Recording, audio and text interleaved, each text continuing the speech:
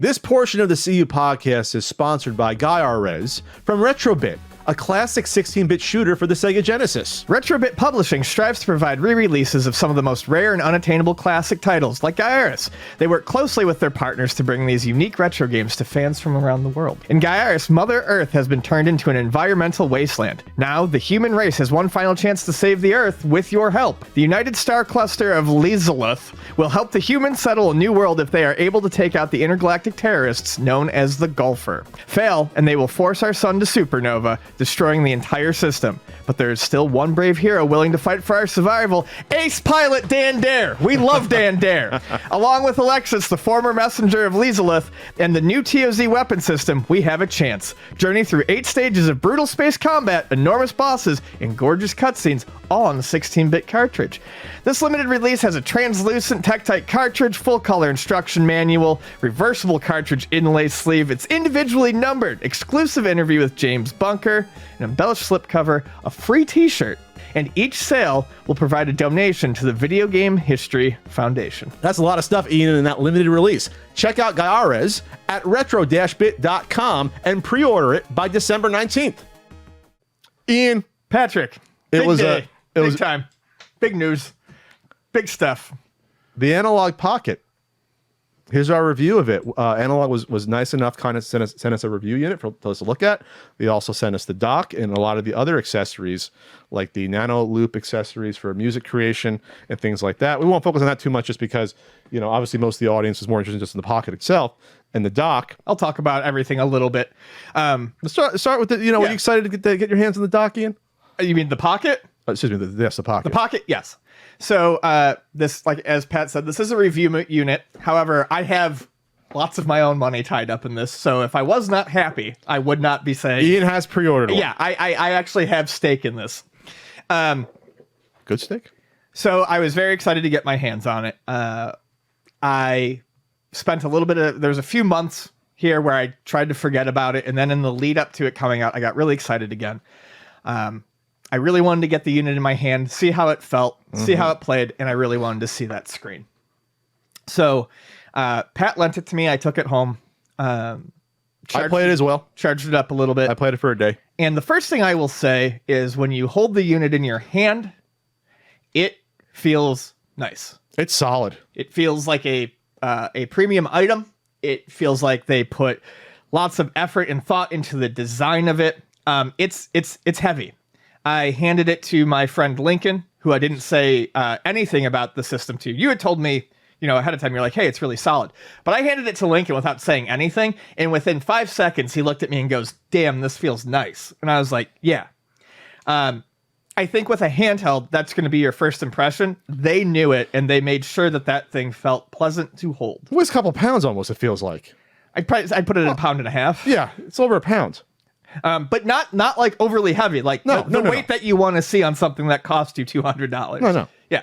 So I really liked it. And then I went through and I started putting Game Boy Color, and Game Boy Advance games in. I started off with Sheep It Up on the original Game Boy. I decided I spent so much time thinking about what my first game would be, and I went with Sheep It Up. Sheep It Up is a homebrew that was released about 5 years ago. Very simple game. I love it. And so obviously it plays great. Starts up like you'd expect it to. Looks beautiful on the screen. I was not expecting to actually be as impressed with the screen as I was. Analogue, and they talked about this when they announced it, there are different modes you can put the screen in depending on what system, what platform the game is for that you put in the Pocket. Game Boy has the most options thus far. So you can put the game, there's Analog GB, which is their own display type. There's Game Boy, which DMG. has nested subtypes we'll get into. Yes. There's DMG.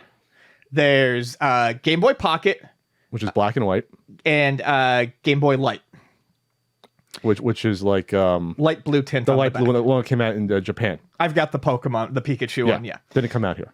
And with the DMG mode is a little too green for me, but with the exception of that, I really like the Pocket mode, and the light modes. Now, what these modes do, the standard ones, the DMG, the Pocket, and the Light, they try to recreate how the screen would have actually looked if you're playing on a system. So you On the real see, hardware, yeah. You see where all the pixels are. It looks like a screen that was, I believe the term is properly biverted. That's a mod that is commonly done, where it makes it very clear and you can see the pixels very clearly. No blur. Everything is very smooth. Everything is very easy to see. The color contrast is great on those modes. Analog GB is more of a modern, like upscaled rendition of it. So you don't really see the pixels as much as you do sharper lines. And when you are in analog mode, you can apply different color palettes. Yeah, you have grayscale. The default is almost like super, almost smoothed out sort of look. But then you have the other ones, mint, blue, green, and purple, which almost gives it like almost like Super Game Boy look in a way, where it's like Super Game Boy added more of a palette. This is really just one dominant color. One dominant color. But it's a neat effect. I like it. I liked it from when I tried it. It's a neat effect. I liked it, but I will be honest. I and this is not a knock on them because they actually did it. I really, really love the Pocket screen setting. I use the Pocket a lot. And the Light screen setting. They also have, this is a new firmware one, you would be able to do your own custom, looks like analog display colors on it. Yeah, so that's I a good that idea. was going to be coming. And they also have the one we didn't talk about, which was the DMD display. That I thought it was great when I played it. I actually played a couple of games. I played DuckTales in that. The DMG display? DMD. Oh, the pinball style. The Neon Matrix pinball mode. I actually enjoyed that. Did you use that? I'm not a huge fan of red. Well, you're red-green colorblind. That's right. I mean, I can see it, but I don't love it. It's kind of harsh. It was interesting to me because it didn't hurt the eyes. It's closer to like a Virtual Boy look, but it's not as harsh. Yeah. And I play, I think, DuckTales 2 with it. I'm like, this actually isn't bad. It actually is like a neat little effect. They didn't have to put it in. Tetris didn't have to put it in, but it's like, there it is. It's there. Real quick on the form factor, I like that it's like a combination of a GBA SP and just a Game Boy Pocket. It's like a perfect combination to me. You have 4 buttons, convex and concave face buttons. Thank you. And you save plastic slightly. You have your you don't. You don't save any plastic. It's either popped out or puffed in. Oh, that's right. It equals out. It's the same amount. It equals out. You're right. I thought you'd save money. Well, instead of doing four concave. Yeah. Okay. So you have your two triggers, which feels like an SP. The D-pad feels really nice. It feels, from what I gathered and what I learned, it's the same size as a Game Boy. It is. One.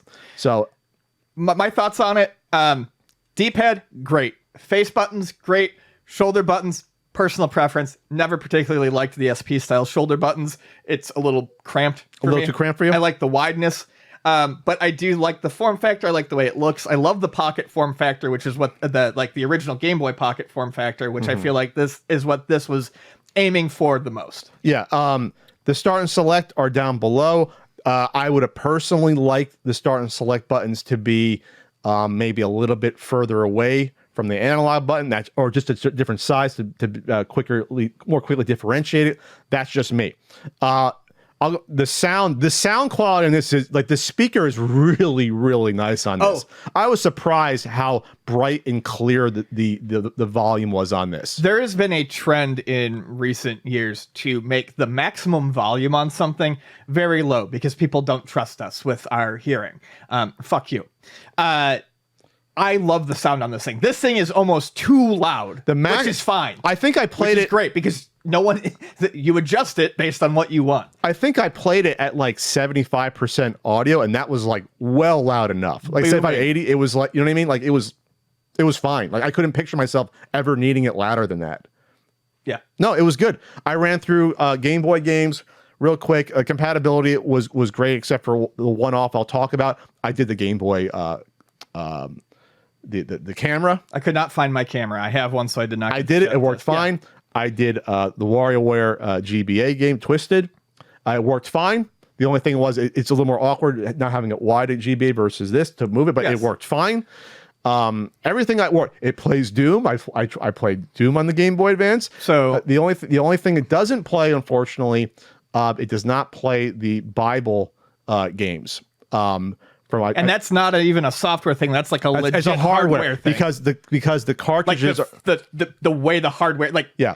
a physical problem. Yeah, because the way those cartridges were made, they're like an open board. They're not like closed off. And from what I read, that just doesn't work well with how this does. But if you have like Captures told me, if you have the Game Boy Game Genie, you can plug it in that, plug it in, it should work. Right. So if people are like, oh, I'm not going to pre-order because you're not playing my Wizard Dream games. That's it. That was it. In addition to trying Sheep It Up on there, I did try another homebrew that sometimes has problems running on Game Boy systems because it's a power draw. It played fine on it. That was Dangan GB. It's a shooter. That one played fine. So then I moved on to...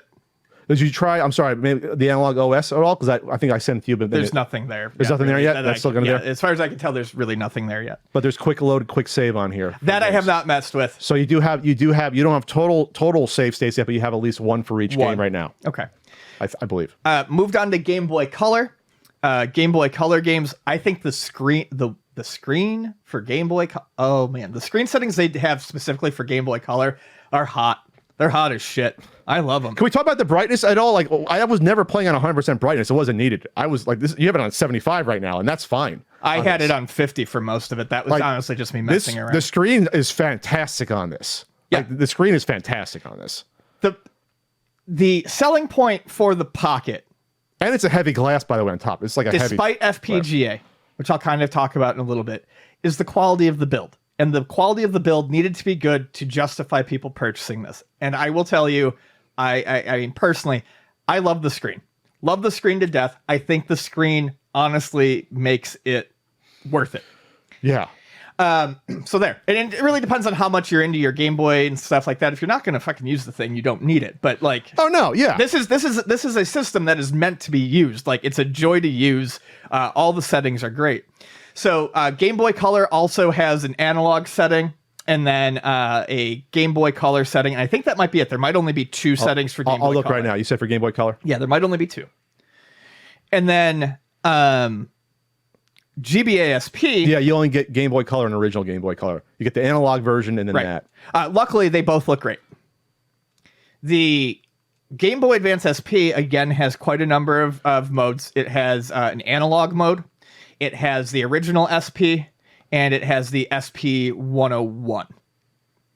So 3 modes, not a ton. Oh, okay. GBA, SP, SP 101, original analog. How does the original analog one look versus the others? Again, it gets rid of the real noticeable separation of pixels and dots and makes it a smoother looking thing. Like the Game Boy analog one does. A little bit. Yeah. It's a little more smooth that you can tell it's not like...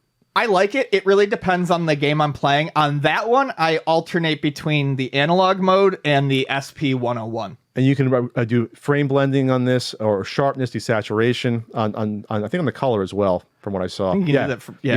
So frame blending, what is that? Is this, I guess, it's a motion thing? Don't know. Put together.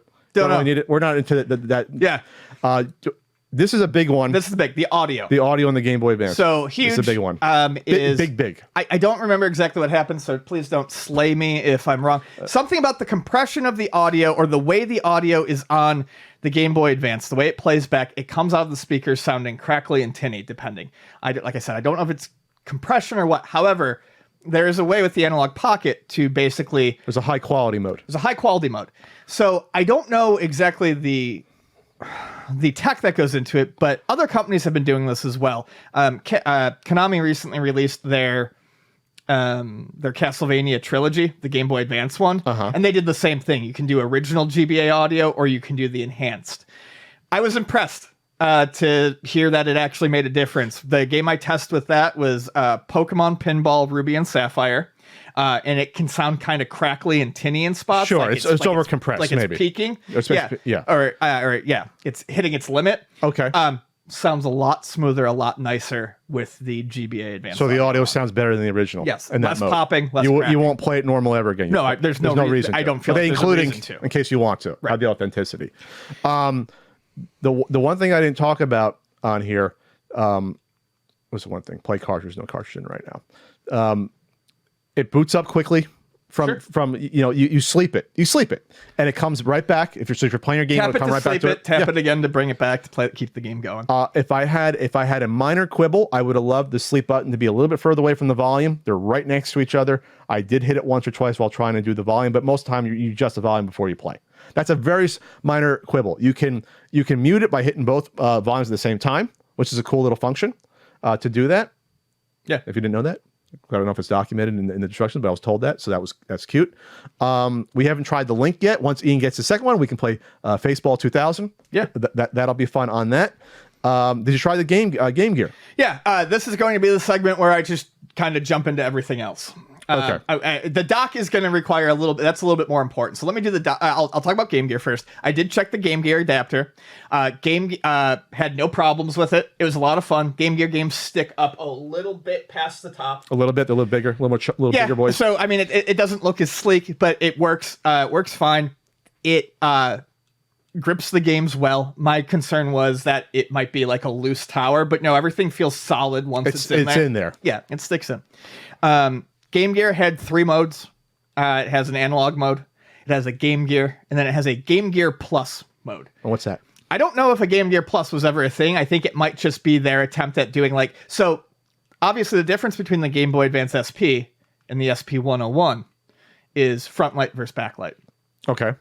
The Game Gear was backlit, if I recall correctly. It is a backlight. But yeah. I think the Plus just tried. I don't think there was ever a Game Gear Plus. If there was, someone can tell me. I think it was their attempt at making a bright. Basically, the original Game Gear screen, it looks like the Game Gear screen, but the Game Gear screen kind of sucked. So I think they did like an enhanced version that was kind of halfway between the Game Gear and their version. They fiddled with it where it still has like the pixel separation in that. Okay. And then there's the analog mode, which again is like all the other analog modes. So it kind of smooths. This is what's good about it. About you have some stuff that you would say, well, it's FPGA, but you also have like some cool. Like with a lot of the analog stuff, you get some stuff that you maybe in like some emulators you originally had, but this is on the hardware level. It's fantastic. Yeah. So, and then obviously once this thing, I think what we're going to see is once this thing gets cracked, as they always do, I think we're going to start to see a lot more custom screen types. I think we're going to see some cool stuff. I think we're going to see some really cool stuff done with this. And obviously we're not there yet for the Turbo Express stuff or the Turbo PC Engine game. That's going to be incredible. Or the Neo Geo Pocket or Lynx yet. I mean, honestly, Lynx games on this are going to look amazing. Yep. I think, to me. I think so too. Everything has looked amazing so far. I'm not a big, Ian's a big Game Boy guy. I will use this as my Turbo Express. It'll beat the Turbo. It's worth too much money and is too fragile to use an actual Turbo Express. Sure. They're too rare. It's not like, you can play a Game Boy, Pocket or get an SP. You don't want to be chucking around a Turbo Express. They're worth hundreds of dollars. You know what I mean? Like, so this is what we want. This is what we've been asking for. Into a segment of the review that I'm not as keen on, the dock. Okay, I'll get the dock out. We have to have a caveat though. The dock is doesn't have all the features on it yet. It's supposed to be next year. Have all the features. It only needs to have one feature right now. That's what it was sold to me on. Sure. So the dock, hook your Analogue Pocket up to your TV. It's sleek looking. It is also frustratingly minimal. There is one fucking button on the thing. And it doesn't tell you what it is either. I thought that was like it's not a power button? A sync button. It's a power button. Okay. As of yet, I still have not played anything on my TV using the dock. Hate to say it, it's the truth. I followed the update instructions exactly. I pulled my hair out for 2 hours trying to get this thing working. Got it to update. After it updated, it never once again showed me a picture on the TV screen. I unplugged things, plugged them back in, tried again, got nothing after my update. Unplugged everything. Okay. Walked away for 45 minutes. Went back to it one more time. All of a sudden, I started getting a picture on the screen again. So you don't know what you did or what happened. I literally unplugged everything for the third or fourth time and plugged it back in. Okay. And suddenly, I got a picture on the screen. Okay. But then comes the problem of pairing a controller. Please bear in mind that they do say this, but they mean it. As far as I can tell, on the website, this thing only works right now with 8-bit DOE controllers, and I have to say that USB or wire or Bluetooth. You couldn't get a USB to work? No, could not get. When I plugged USB controllers into it, I got the flashing light to stay solid, like it was recognizing it, but no buttons worked. Okay, so it sounds like then the firmware in this is not close to being ready for commercial release. Well, here's the thing. So they say it's ready for blue 8-bit DOE controllers. Okay. But here's where it gets more frustrating for me. I have an NES 8-bit DOE controller with 4 buttons, 2 shoulder buttons, a D-pad on it. That was given to me brand new. Mm-hmm. I've never used it before. I took it out, plugged it in. I did get that to sync. You did. Okay. However, only the buttons registered. The D-pad did not register. Okay. So so unless the D-pad on that was broken brand new, it wasn't registering the D-pad. Okay. Just as an aside, My Life in Gaming did a very, very thorough breakdown, obviously more than us, about the visuals and the hardware. They did look at the dock. Looks like they did get it to work, so they didn't have the issues that we did. But obviously they had more. But I'll just say this: if it was working, you can have it in 480p, 720p, 1080p, 60 or 50 if you're going for I guess like a PAL TV. So like they got it working. So we just couldn't for this point. Here's the deal: I'm not going to trash if I get mine. Get it to update and it works and I'm enjoying it, I'm going to like it. However, I'm not going to lie and say it was an easy thing to set up. Sure. I have not, and I'm not, as far as I know, I am not the only person who has had issues with it updating. The other thing was I tried to get the M30 8-bit DOE controller to hook up. This is kind of an 8-bit DOE problem. The M30 has a Bluetooth and a 2.4 gigahertz version. They don't specify that. It's still called the M30 no matter what. Okay. The 2.4 gigahertz version will only work with the Analogue Mega SG and the actual system. The Bluetooth M30 would. I spent 20 minutes trying to figure out why this 8-bit DOE controller would not hook up to the dock. That's a personal thing, but like it was very, very frustrating. So it's not like out of the box ready to go. No, because it says you have to update it. It's not. I'd say for me, it was not a plug and play thing. It wasn't plug and play. The Pocket's a plug and play. The Pocket is a beautiful, wonderful thing. The dock is going to end up being a necessity that I think they are going to fix, but I'm not super jazzed on how. On my experience, it's almost. With it. I'd say it's almost too early. That's what My Life in Gaming guy said. We should really come back to this and give it a better review once the firmware is updated to see, because right now it doesn't have all the features on it. So it's like it was a pain. So the hardware's done. The firmware's got to get up to speed for that. Last couple of things, real quick. Okay. There is a tempered glass screen protector that feels heavy duty. The hard case I did not like when I first touched it. I have grown to like the hard case. Okay. I think it does a good job, stays locked, it's hard, feels nice, feels strong. Like I said, the Game Gear adapter is real nice, worked perfectly, no issues.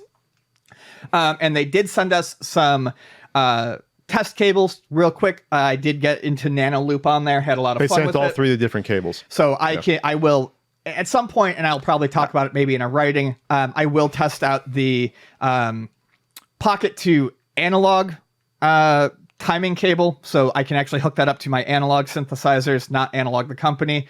They also have MIDI transfer cables that I can use on other synths that I have. We're not even talking about this. Like the Game Boy Studio's on this. Obviously, it's too early. I didn't touch at all. Yeah. As far as Nano Loop goes, I'm still better at using LSDJ, but Nano Loop's a lot of fun. Spend some time learning it. It's going to be a great thing to mess around with when you're bored and don't want to play a game and you're on a flight. So once everyone has these in their hands as using the Game Boy Studio, we'll come back like next year and see like what cool games people have, be sharing them and loading them on here. So final Pocket, 10 thumbs up. 10 thumbs out of 10? 10 thumbs up. Dock, I'm going to have to wait and see. It's almost like, the dock, it's a little bit too early. On that, if it was a final product, it would be bad. But it's firmware updates. Well, it is final. I mean, they shipped it. They shipped it in this state. Yes, it's going to get more updates. Well, but we often spend time on this podcast talking about how shitty it is when games do this. Yeah, but that's just the reality. It is. Yeah. But I'm not going to not call them out for it. No, sure. I would give them more of a pass on a game on a hardware versus a game because it's so hard to get the hardware developed. At this point. So it's like they got to get it developed on the ship. Give me a button, a menu, something that I can access without putting that on. That's something that I can click that says install the firmware. It is, as I said, frustratingly minimal, and I get that some people get off on that. Okay. But give me a couple buttons, give me a menu so I can try to wrap my head around what's going on. Firmware update this was easier, even though Super easy. Yeah. You just pop the card in, turn it on, and put the SD card in and it updates. That's fine for something like this. It's not for that. I want a button. I want something to click on that says update because too much can go wrong. I don't want to brick that thing. But you almost want them to set up their own server side thing to put it to the computer to like download it. Literally give me something on the screen that says update now instead of just automatically doing that. And it just pulls it from the internet. Because I think if people have problems, if they have problems with pictures going to their TV, if anyone has the issue that they're having that I had, you rip this thing out in the middle of an update or you don't know what can happen to it. You can screw it up. Okay. Well, maybe, we'll come back in whenever, like February or whatever, when there's an updated firmware and give you more thoughts on that. But no, I think it's an outstanding. The system? Absolutely. The Pocket's outstanding. I think it might have exceeded expectations. It exceeded mine. We all had high expectations for this, but I think the build quality alone, I'm like, because this is the first handheld thing Analogue's done, obviously. And I'm like, no, it exceeded mine. I had gotten into it wasn't anything that Analogue did, but I was just like, have I hyped this up too much in my head? No. But no, it's great. And this is even before, like I said, the other few consoles aren't even on this yet. Yeah. Like at that point. Well, I mean, it's got a second FPGA. Eventually, all consoles are going to be on it. That's the point of it. All consoles that FPGAs are currently doing. That's why people are excited about it. That's why people are excited about the OS. Gotta keep saying that to you. It's going to get everything. I'm getting television games on this? It's going to get SNES. It's going to get NES. That thing is going to play everything up until probably the start of the 32 and 64-bit era. Sure. Yeah, it'll cover all the retro stuff from Super Nintendo, Genesis on down. It'll do it. And I bet you it'll be able to do some arcade stuff too. I can play Carnival and ColecoVision on this. This would be great. Get me a CPS2 emulator on that. All right. Well, Core. Thanks again, Analogue, for the review copy. We'll hopefully see maybe later next year with the Duo. We'll see when the Duo comes out.